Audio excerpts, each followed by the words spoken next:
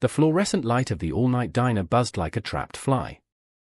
Across from me, Asriah, known on the streets as Exotic, stirred her coffee even though she hadn't taken a single sip. The name Exotic was a mask, a brand given to her by the first man who ever told her she was beautiful and then sold her to another. At 22, she had the tired eyes of a 40-year-old war veteran. Her face was a delicate map of healed scars, and below her left collarbone, visible above her hoodie, was a tattoo of a butterfly broken in half. "That's me," she said, catching my stare. "Pretty, but can't fly straight." She didn't look like the girl in the police reports I'd read. She looked like someone's lost little sister. But when she lit a cigarette with shaking hands, the streetlights outside caught the silver in her eyes, a hardness that doesn't come from age, but from survival. "Ask me what you want," she said, finally looking up. "But don't write me like I'm a victim. Victims cry. I just survive." Exotic was born Asriah Jones in Bakersfield, California, though she hasn't seen that dust-choked town in 18 years. "My first memory is a motel room," she said, pulling her knees to her chest on the vinyl booth. "Not a bedroom. A motel. My mom was turning tricks on the other side of the wall. I was 3. I learned to make my own cereal with warm water because there was no milk.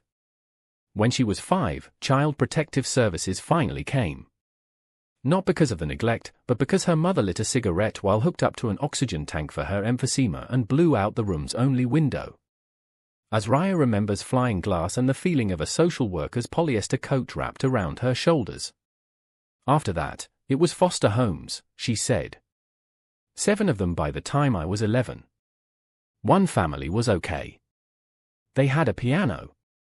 I used to play on chopsticks for hours just to hear a sound that wasn't screaming. But the okay homes never lasted. She was too much trouble, which meant she cried at night, or wet the bed, or hoarded food under her mattress like a squirrel preparing for a nuclear winter. By 12, she was running away.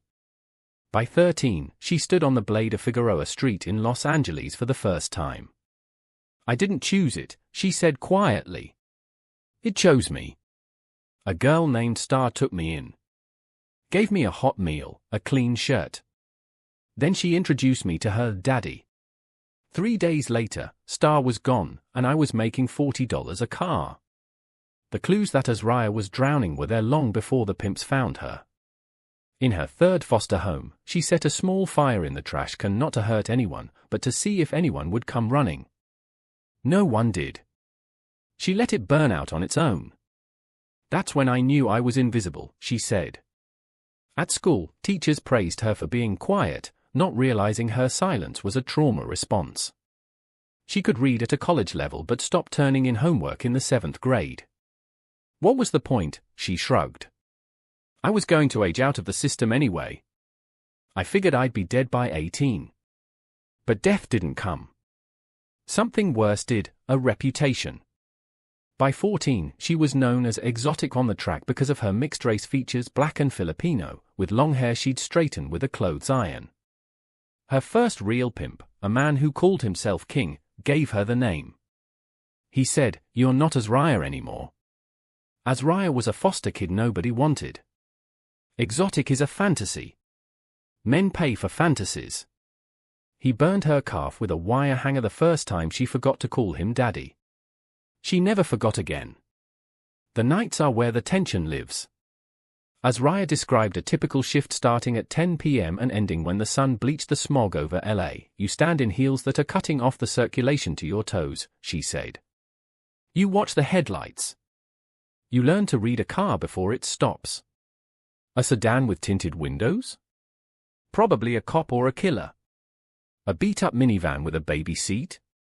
That's a husband who told his wife he's working late. Those are the easiest. They're ashamed, so they pay quick." She described the constant calculation, how much to charge, how fast to do the act, how to get back to the corner before the next girl steals your spot. "You can't blink," she said. "You can't get in a car if the driver reaches across to open the door, that means he's trying to lock it behind you. You can't count your money in the open because the other girls will rob you or their pimps will claim you're poaching. The worst tension," she said, "isn't the tricks. It's walking back to her pimp, Marcus, after a slow night. I made $300 once on a Tuesday. That's nothing. I walked into the motel room and he was sitting on the edge of the bed, holding a belt. He didn't say a word. He just folded the belt in half. My heart started beating so fast I thought I'd vomit. I handed him the money. He counted it. Then he beat me anyway, not because I failed, but because he said I needed to remember the fear.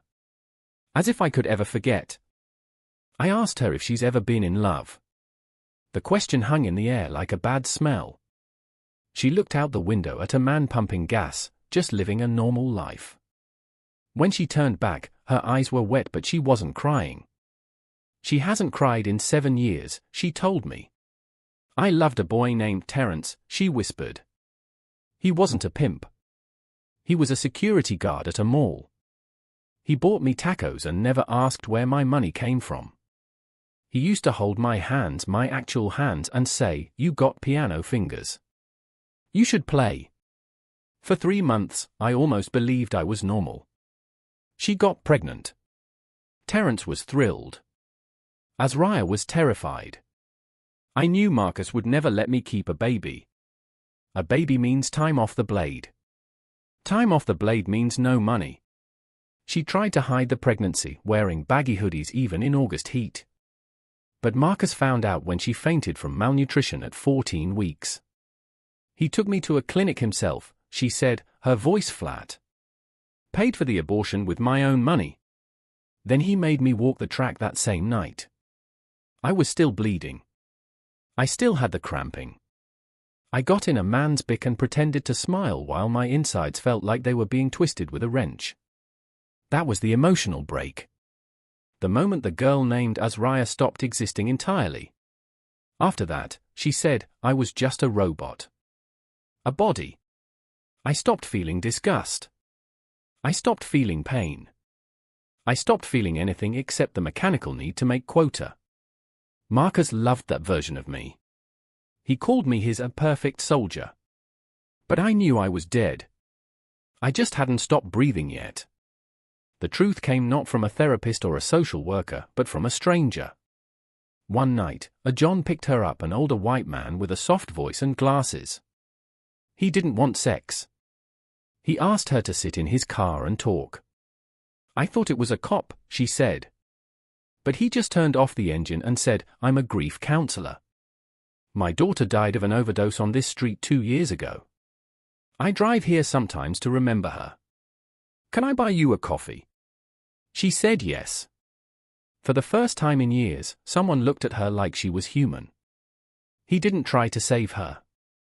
He didn't preach. He just asked, if you could do anything tomorrow, with no fear, what would it be? She didn't have an answer.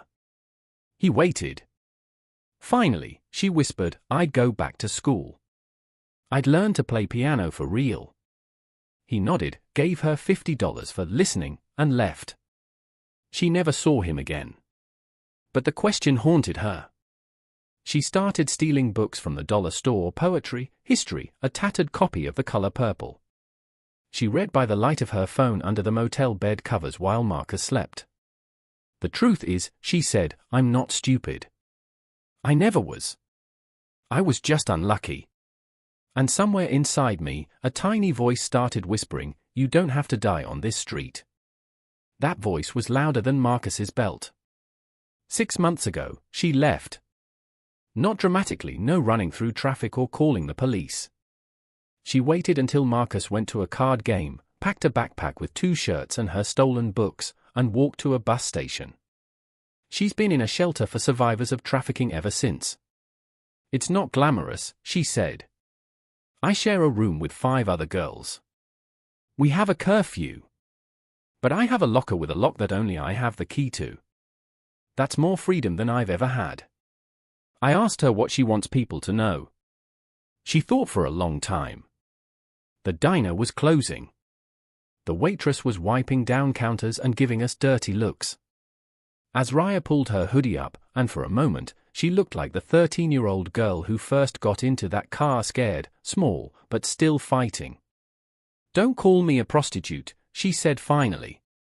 That word makes it sound like a choice, like a job application I filled out. Call me what I am, a survivor who's still learning how to live. I'm not proud of what I did. But I'm not ashamed either. I did what I had to do to see 23. And now I want to see 30. I want to see my kids, she has a 2-year-old son in foster care, graduate. I want to play chopsticks on a real piano, just for me. She stood up to leave. At the door, she turned back. Oh, and one more thing. That man, the grief counselor? Last week I found out he was real. I looked him up. He's still driving those streets, still looking for lost girls. Tell him, if you ever meet him, that Exotic got off the blade. Tell him Asriah says thank you. Then she walked out into the Los Angeles night. The streetlight caught her broken butterfly tattoo one last time. She didn't look back. For the first time in 10 years, she didn't have to.